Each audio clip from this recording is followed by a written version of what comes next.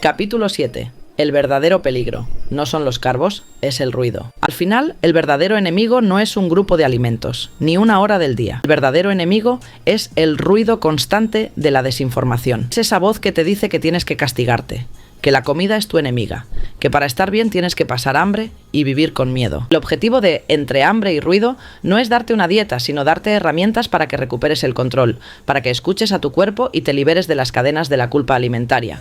Disfruta de la comida, haz elecciones inteligentes y vive sin miedo.